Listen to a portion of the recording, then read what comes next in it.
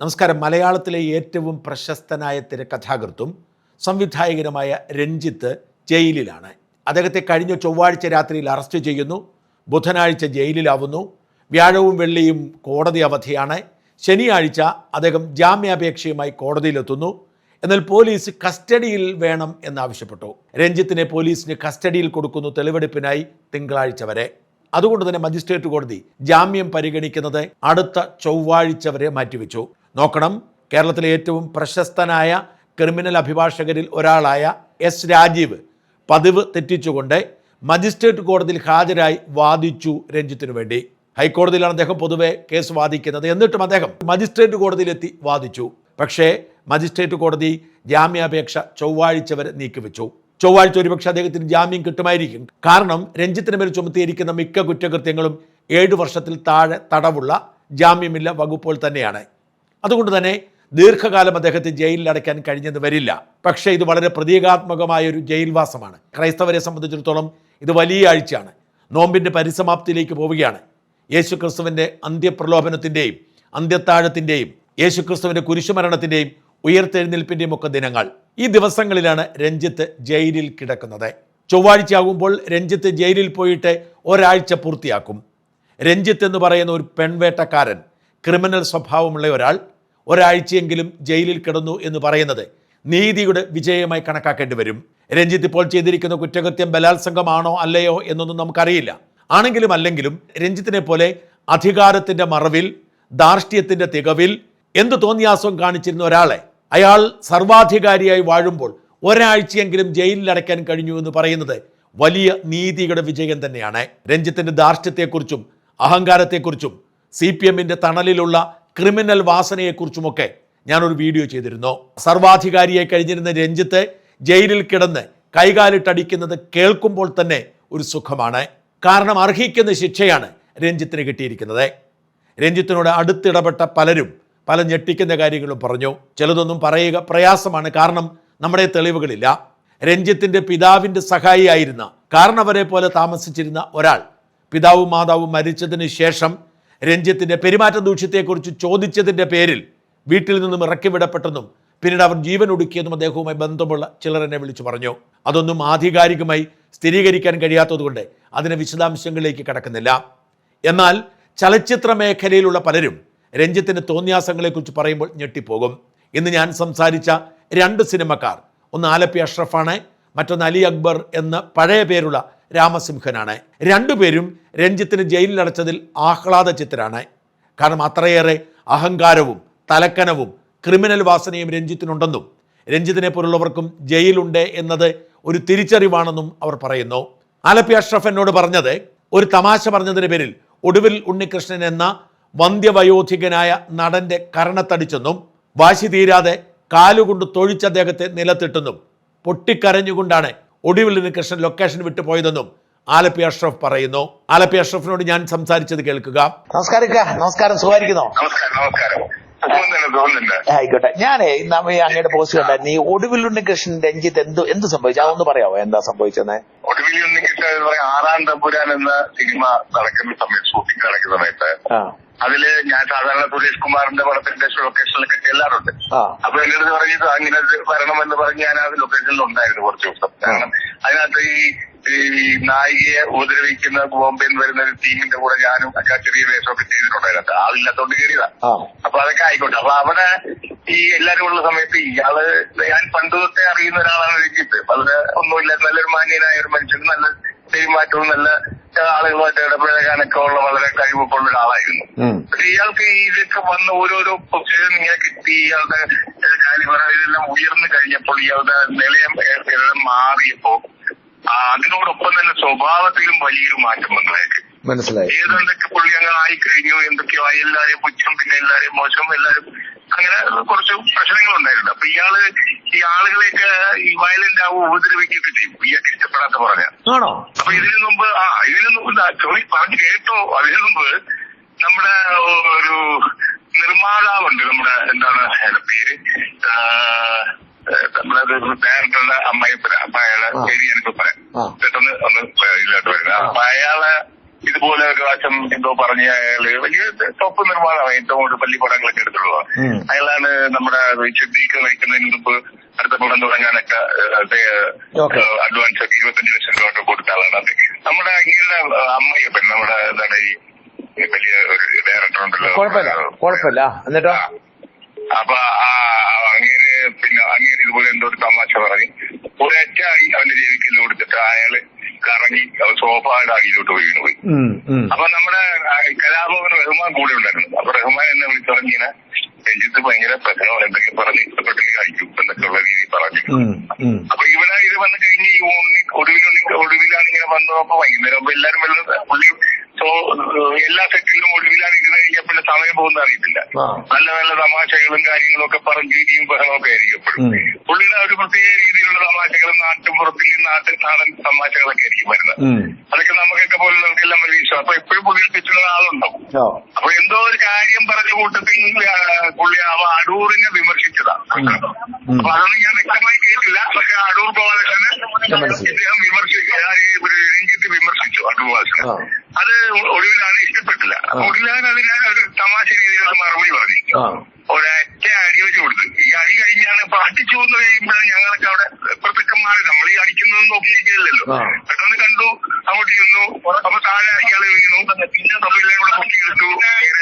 ഇങ്ങനെ കണ്ണുകൾ ഇങ്ങനെ നിറഞ്ഞൊഴിയാണ് പുള്ളിക കമ്മിയ ആവശ്യനായിട്ട് എല്ലാവരും സ്റ്റക്കായി എന്നൊക്കെ പറയും. പിന്നെ അത് വഴക്കവിടെ ഉണ്ടായാലും ഒരു ഷൂട്ടിങ്ങാണ്, വലിയ കോടികൾ മുടക്കി എടുത്തോണ്ടിരിക്കുന്ന മോഹൻലാൽ ചിത്രം. അപ്പൊ എന്തെങ്കിലും പ്രശ്നമായാൽ അത് അതിനെ ബാധിക്കും. അപ്പൊ എല്ലാവരും കൂടെ അതെങ്ങനെ തീർക്കാൻ നോക്കിയതാ.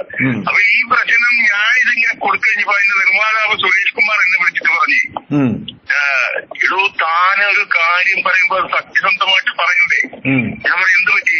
ഇടൂ അടിച്ചപ്പോൾ താഴെ വീണതല്ല, അടിച്ചു കഴിഞ്ഞവന്റെ നാവിയൊക്കെ ഒരു ചവിട്ടും കൊടുത്ത് കിഡ്നി ഷോയില്ലാതിരിക്കുന്നതല്ല, ആ ചവിട്ടിലാണ് വീണതെന്ന് സുരേഷ് കുമാർ ഇങ്ങോട്ട് പറഞ്ഞ കാര്യമാണ്. അവന്റെ ക്രൂരതയൊന്നും ആലോചിച്ച് നോക്കി, അപ്പോഴൊന്നും ആലോചിച്ച് നോക്കി നമ്മള്. അപ്പൊ അതാണ് ആള്. അപ്പൊ അങ്ങനെ ആ സംഭവം ഉണ്ടായി. അത് ചവിട്ടും കൂടെ കൊടുത്തു. ഞാൻ എന്റെ ഇതിൽ പറഞ്ഞിരിക്കുന്ന അടി കൊണ്ട് ഇറങ്ങി വീണെന്ന മനസ്സിലായി. അപ്പൊ ഒരു ആ വൃദ്ധനായ മനുഷ്യൻ അന്ന് അയാൾക്ക് അസുഖമായിട്ട് ഒരുപാട് മരുന്നുകൾ കഴിച്ചുകൊണ്ടിരിക്കുന്ന ആളാ. കിഡ്നിക്ക് പ്രശ്നമുണ്ട്. അയാൾക്ക് നല്ലപോലെ നടക്കാൻ പോലും വയ്യാത്ത ഒരാളാ.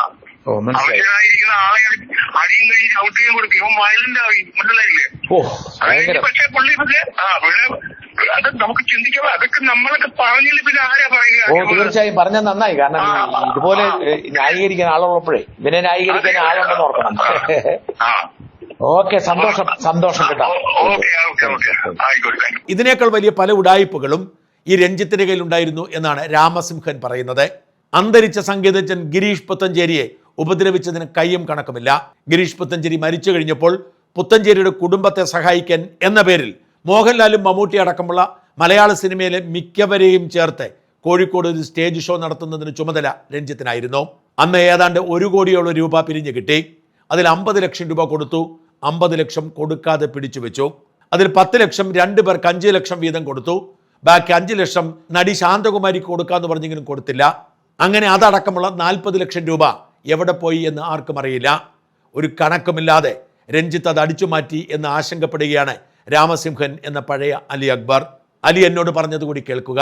നമസ്കാരം. എന്തുകൊണ്ട് ഞാന് ഒരു കാര്യം ചോദിക്കാൻ വേണ്ടി വിളിച്ചായിരുന്നു. നമ്മുടെ ഈ ഇപ്പൊ രഞ്ജിത്ത് അറസ്റ്റിലായല്ലോ, അപ്പം ജയിലിൽ ജാമ്യം നിഷേധിച്ചു. അപ്പൊ ഈ പണ്ടൊരു വാർത്ത ഞാൻ കൈകാര്യം ചെയ്തിട്ട് ഓർക്കും. നമ്മുടെ ഗിരീഷ് പുത്തഞ്ചേരി മരിച്ചപ്പോ അദ്ദേഹത്തിന് ഫണ്ട് ശേഖരിക്കാൻ വേണ്ടിയിട്ട് അന്ന് ആ സമയത്ത് എന്തോ ഒരു പ്രതികരണം നടത്തിയായിരുന്നു അല്ലേ? ആ സമയത്ത് അതേക്കുറിച്ച് ഞാൻ ആ കമ്മിറ്റിയിലുണ്ടായിരുന്നു, ആ ഫംഗ്ഷന്റെ കമ്മിറ്റിയിലുണ്ടായിരുന്നു. അപ്പൊ എന്റെ മനസ്സിലുള്ള സന്തോഷം അത് കർമ്മയാണ് ഇപ്പം ഇദ്ദേഹം അനുഭവിച്ചുകൊണ്ടിരിക്കുന്നത്. കാരണം അന്ന് പുത്തഞ്ചേരിയുടെ ഫോട്ടോ മാത്രം പുത്തഞ്ചേരിക്ക് ഫാമിലിക്ക് സഹായിക്കാൻ വേണ്ടി മാത്രം എന്ന് പറഞ്ഞിട്ടാണ് ആ ഫംഗ്ഷൻ നടത്തിയത്. കോടിക്കണക്കിന് രൂപ വന്നുണ്ട്. എന്റെ അഭിപ്രായത്തിൽ 1.5 കോടി ഉണ്ട്. പക്ഷേ കണക്കിലെല്ലാം കൂടി 1 കോടി വന്നു എന്നാണ് അവസാനം കണക്ക് കിട്ടിയത്. കണക്ക് കിട്ടിയതിൽ ആ 1 കോടിയിൽ എനിക്ക് തോന്നുന്നു 50 ലക്ഷം രൂപയാണ് കുടുംബത്തിന് കൊടുത്തത്. അപ്പൊ ഞാനന്ന് ചോദിച്ചു, അങ്ങനെ ആ കുടുംബത്തിന്റെ ഫോട്ടോയും വെച്ച് നമ്മൾ പരിപാടി നടത്തിയിട്ട് ഒന്നുകിൽ ആ കുടുംബത്തിന് മുഴുവൻ പണം കൊടുക്കണം, അതല്ലെങ്കിൽ പുത്തഞ്ചേരി വലിയ ട്രസ്റ്റ് ഉണ്ടാക്കിയിട്ട് ബാക്കി നീക്കി വെക്കുന്ന പണം ട്രസ്റ്റിന്റെ പേരിൽ മാറ്റണമെന്ന് പറഞ്ഞു. അവരന്നത് സമ്മതിച്ചില്ല. പിന്നെ അതിനുശേഷം അന്ന് പറഞ്ഞ ഒരു മറ്റേ അന്ന് മരിച്ചുപോയ അഗസ്റ്റിന് 5 ലക്ഷം കൊടുത്തു. പിന്നെ ഒരു നമ്മുടെ പാട്ടുകാരി ഉണ്ടായിരുന്നല്ലോ, അവർക്ക് ഒരു 5 ലക്ഷം കൊടുത്തു. അത് കഴിഞ്ഞ് മറ്റേ ശാന്ത ദേവിക്ക് ഒരു 5 ലക്ഷം കൊടുക്കാമെന്ന് പറഞ്ഞു. പക്ഷെ കൊടുത്തില്ല, മരിക്കുന്നവരെയും കൊടുത്തിട്ടില്ല എന്നുള്ളതാണ് എന്റെ അറിവ്. അപ്പൊ എല്ലാം കഴിഞ്ഞിട്ട് ആ 15 ലക്ഷം കഴിഞ്ഞ ബാക്കി 35 ലക്ഷം രൂപ അന്ന് അക്കൗണ്ടിൽ ഉണ്ടായിരുന്നു. എനിക്ക് തോന്നുന്നു അന്നത്തെ മേയറും രഞ്ജിത്തുമാണെന്ന് തോന്നുന്നു അക്കൗണ്ട് ഹോൾഡേഴ്സ്. ശരിക്കും 35 പിന്നെ ശാന്താദേവി കൊടുക്കാന്ന് 5 ശാന്താദേവി കൊടുക്കാൻ നോക്കിയാൽ 40 ലക്ഷം രൂപ ഉണ്ടാവും. മനസ്സിലായി. 40 ലക്ഷം രൂപ അന്ന് ബാങ്കിൽ വിട്ടതാ. പിന്നെ ആ ബാങ്ക് അക്കൗണ്ടിന്റെ കാര്യമോ ആ പണം എവിടെ പോയെന്നോ ഇന്ന് പൊതുസമൂഹത്തിന് അറിഞ്ഞു.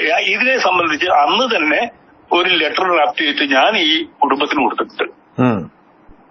എന്റെ അടുത്ത് എനിക്ക് തോന്നുന്നു ആ ലെറ്റർ ഇപ്പോഴും ഞാൻ അന്ന് കൊടുത്ത് സൂക്ഷിച്ചു വെച്ചത്. അന്ന് ഇളമരം കരിയുമാണ് ആ ഇഷ്യൂ ആവാതെ നമുക്ക് അതിനെ തുല്യാക്കാന്ന് പറഞ്ഞിട്ട് എന്നെ സമാധാനിപ്പിച്ചത്.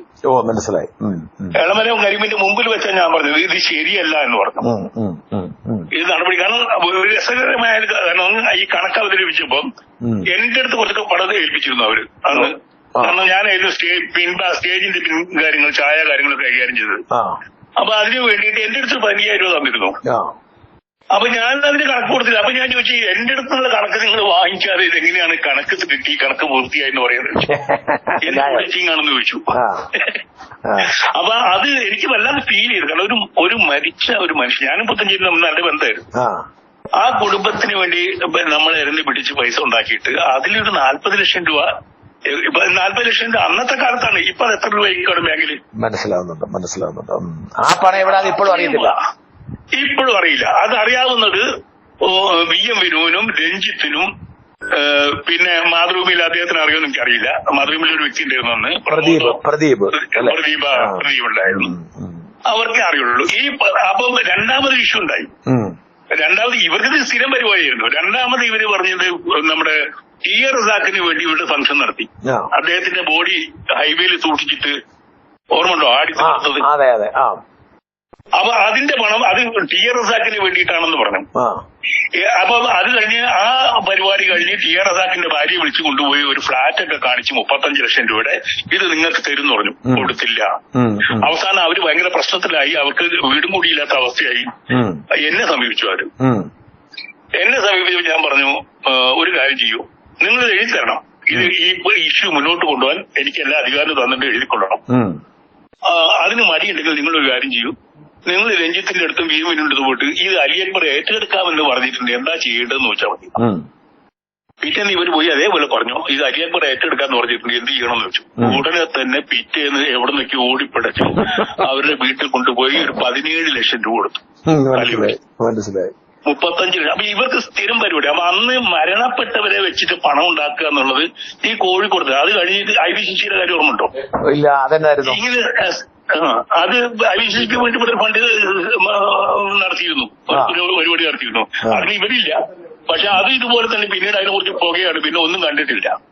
അപ്പൊ ഇതില് ഈ 2 ഫംഗ്ഷനും ഒരു 2ലും മോഹൻലാൽ എല്ലാവരും പങ്കെടുത്ത ഫംഗ്ഷനാണ്. ആ 2 ഫംഗ്ഷന്റെ പണം അതില് ഇപ്പൊ നിങ്ങൾക്ക് വേണമെങ്കിൽ ടിയറാസക്കിന്റെ ഭാര്യ വിളിച്ചു വെച്ചറിയാം എവിടെയാണ് അവരുടെ വാങ്ങിച്ചു കൊടുത്ത ഫ്ലാറ്റ് എന്ന് ചോദിച്ചറിയാം. ശരി, ഞാൻ അന്വേഷിക്കും കേട്ടോ. ഈ 40 ലക്ഷം ഇപ്പോഴും ഞങ്ങൾക്ക് എനിക്ക് അറിയണമെന്ന് ഭയങ്കര താല്പര്യമുണ്ട്. ഒന്നാമത് ഇളമരം കരീം ഇടപെട്ടതാണ്. ഇളമരം കരീമും ആൻസർ പറയണം. ഈ 40 ലക്ഷം രൂപ എവിടെ പോയിരുന്നത്? ശരി, താങ്ക് യു. ഇങ്ങനെ ഒരാൾ ഇങ്ങനെയെങ്കിലും ജയിലിൽ കിടന്നതിൽ നമ്മൾ സന്തോഷിക്കണ്ടേ? ഇപ്പോൾ അയാൾ ജയിലിലായ സംഭവത്തിന്റെ പശ്ചാത്തലം നമുക്കറിയില്ല. പോലീസ് കൃത്യമായി പറയുന്നു തെളിവുകളുണ്ട് എന്ന്. തെളിവുണ്ടെങ്കിലും ഇല്ലെങ്കിലും സർവാധികാരിയെ CPMന്റെ തണലിൽ എല്ലാ ക്രിമിനൽ പ്രവർത്തികളും ചെയ്ത് കയ്യിൽ കാണുന്നവരെയൊക്കെ തല്ലി, അതും വന്ധ്യവയോധികരായ നടനെ പോലും തല്ലി സാമ്പത്തിക തിരിമറി നടത്തി നാട് ഭരിച്ചിരുന്ന രഞ്ജിത്ത് ഈ അവസാന ഘട്ടത്തിലെങ്കിലും ഇങ്ങനെ ആയതിൽ നമുക്ക് അഭിമാനിക്കാം, സന്തോഷിക്കാം. ഏതു വലിയവനെയും കാത്തിരിക്കുന്ന ഒരു നീതിവിധിയുണ്ട് എന്ന് രഞ്ജിത്തിന്റെ ഗതി നമ്മളെ ഓർമ്മിപ്പിക്കുന്നു.